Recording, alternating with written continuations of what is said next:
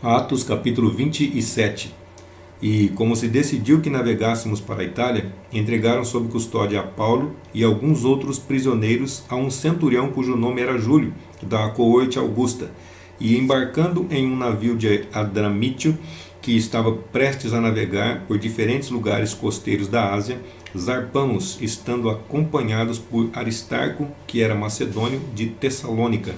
No dia seguinte, chegamos ao porto de Cido, e Júlio, tratando a Paulo bondosamente, permitiu-lhe ir ver a seus amigos e receber a atenção deles. E navegando dali, fomos a Sotavento, a costa de Chipre, por causa dos ventos contrários. E tendo atravessado os mares da Cilícia e Panfilha, chegamos a Mirra, na Lísia. Ali o centurião achou um navio de Alexandria que navegava para a Itália e nos embarcou nele.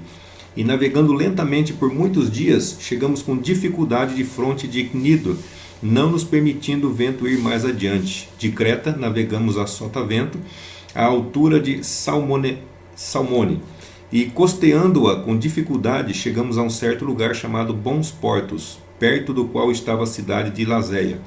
E como se perdera muito tempo, a navegação tornou-se insegura, e o tempo de jejum já tinha passado, e Paulo os advertia, dizendo-lhes: Senhores, vejo que a navegação será com avaria e muita perda, não só para a carga e o navio, mas também para as nossas almas.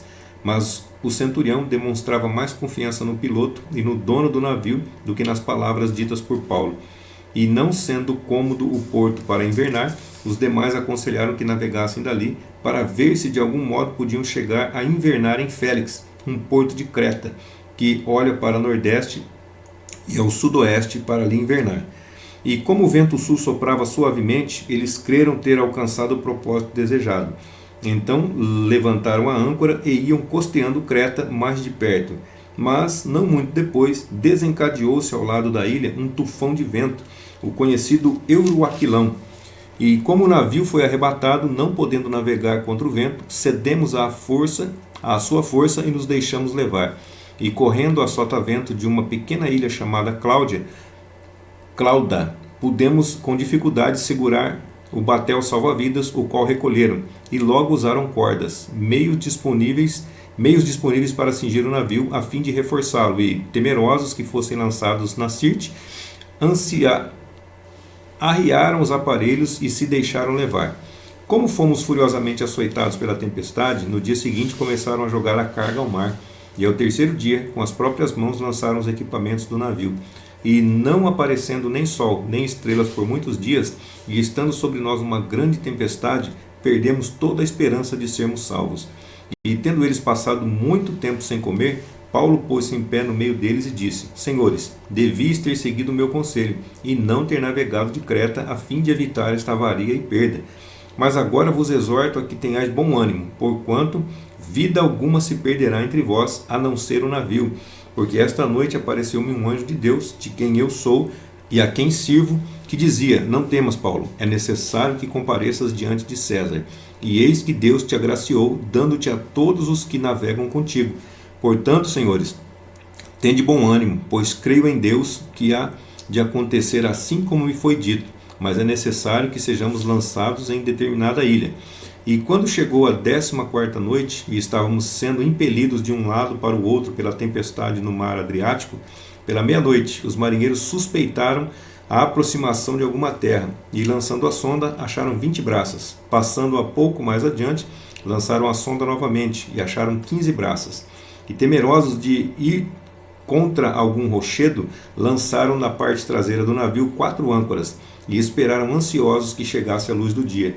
Tentando os marinheiros fugir do navio, e já tendo arriado o batel ao mar, sob o pretexto de lançar uma âncora pela parte dianteira do barco, Paulo disse ao centurião e aos soldados: Se estes homens não permanecerem no navio, não poderei salvar-vos.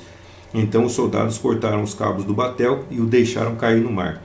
Enquanto amanhecia, Paulo rogava a todos que tomassem algum alimento, dizendo: Hoje completa o 14º dia que estáis aguardando, e ainda permaneceis em jejum sem provar nada. Porquanto eu vos rogo que tomeis algum alimento, porque disso depende a vossa saúde, pois nenhum cabelo se perderá da cabeça de qualquer um de vós. Havendo dito isto, tomou o pão e deu graças a Deus na presença de todos, e partindo começou a comer. Então todos se animaram e também puseram-se a comer. Éramos ao todo no navio 276 almas. E já saciados com a comida, aliviaram o navio, lançando o trigo ao mar. E quando amanheceu, não reconheciam a terra, mas divisavam uma baía que tinha a praia. E discutiam se poderiam encalhar o navio ali. E cortando as cordas das âncoras, deixaram-as no mar, soltando ao mesmo tempo as amarras do leme. Levantaram a vela dianteira do barco em direção do vento, navegaram para a praia. E dando em um lugar onde duas correntes se encontravam, encalharam o navio. E a proa, encravando-se, permaneceu imóvel, mas a popa se desfazia pela violência das ondas. Então, entre os soldados, houve um parecer segundo o qual os presos deveriam ser mortos, para que nenhum deles, escapando a nado, fugisse. Mas o centurião, querendo salvar Paulo, estorvou-lhes o parecer e ordenou àqueles que pudessem nadar fossem estes os primeiros a se lançar ao mar e alcançar a terra, e os demais que se salvassem, uns em tábuas e outros em quaisquer objetos do navio. E assim aconteceu, e todos chegaram à terra salvos.